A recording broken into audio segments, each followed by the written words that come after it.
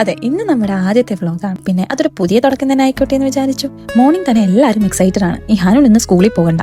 ഡാഡുവിന് leave. ഫസ്റ്റിന് നമ്മൾ protein ബ്രെഡും broccoli സാലഡും ആയിരുന്നു കഴിച്ചത്. അതെല്ലാം കഴിച്ചു ഞങ്ങൾ റെഡിയായി. നമ്മുടെ ന്യൂ കാറ് വാങ്ങാൻ വേണ്ടിട്ട് പോവാണ്.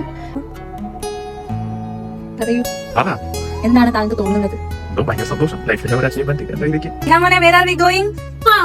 Why we are going? You are taking some car one. Okay, then. Then I am buy for my toys. Okay. My slides, my footballs, then my sambala. Okay. Excited ആണ്. Let's see. ഇപ്പൊ നിങ്ങൾക്ക് കാര്യം മനസ്സിലായില്ലേ? Yes, we are going to buy our new car. ഇതാണ് നമ്മുടെ സണ്ണിക്കുട്ടൻ. ഇവന്റെ കൂടെ നമ്മളൊരു 2 year ആയിട്ടുണ്ട്. ഇവന്റെ കൂടെയുള്ള ലാസ്റ്റ് ഡ്രൈവാണിന്ന്.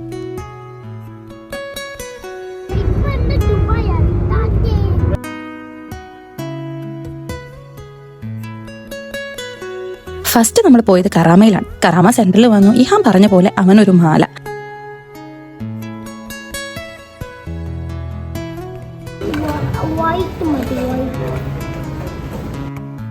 ഐസ്ക്രീം ഷോപ്പ് കണ്ട പിന്നെ മുന്നോട്ട് യാത്ര ഉണ്ടോ? ഇല്ല.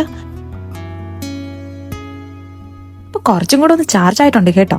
എന്നിട്ട് നമ്മൾ നേരെ പോയത് ഗിഫ്റ്റ് വില്ലേജിലോട്ട്. 1 to 10 ഷോപ്പിംഗേ. അവിടെ പോയി ഞാൻ കുറച്ച് ടോയ്സും പിന്നെ കുറച്ച് അല്ലറ ചില സാധനങ്ങളൊക്കെ വാങ്ങാനുണ്ടായിരുന്നു. അതൊക്കെ വാങ്ങി. ഇവിടെ വിശപ്പിന്റെ വിളി അങ്ങ് വന്നു. സമയം 1:30 ആയി കേട്ടോ. നേരെ നമ്മൾ ഗ്രീൻ ലൈറ്റ് റെസ്റ്റോറന്റിലോട്ട് പോയി. എപ്പോഴും ഫുഡ് കഴിക്കുന്ന ഒരു സ്പോട്ടാണ്. നമ്മുടെ ഫേവറേറ്റ് ഫുഡ് സ്പോട്ട് എന്നൊക്കെ തന്നെ പറയാം.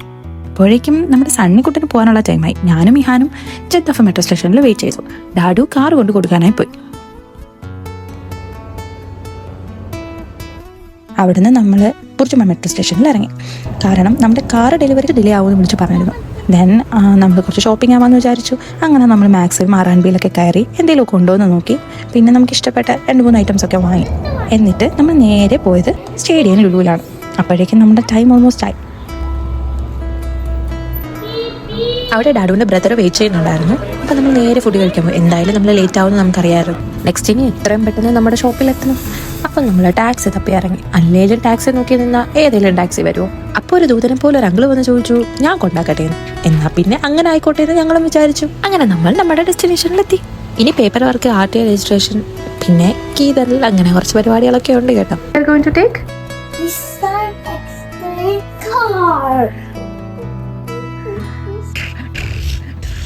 അപ്പൊ അതിനായിട്ട് ഡാഡുവും ബ്രദറും കൂടെ നേരെ RTA ഓഫീസിൽ പോയി. ഞങ്ങളിവിടെ ഓഫീസിൽ വെയിറ്റ് ചെയ്തു.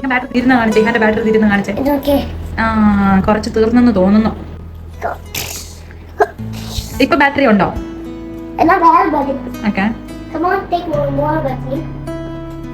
ഇപ്പൊ ബാറ്ററി ചാർജ് ആയോ? Sing a song ഹാമോൻ.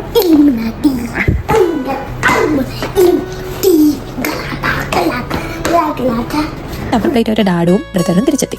ഒരുപാട് നാൾ കാത്തിരുന്ന് ആലോചിച്ച് ആഗ്രഹിച്ച് വാങ്ങിയ ഒരു കാറാണ് കേട്ടോ. ചിലർക്ക് ചില കാര്യങ്ങൾ ഈസി ആയിരിക്കാം, ചിലർക്കത് എളുപ്പമായിരിക്കണം എന്നില്ല.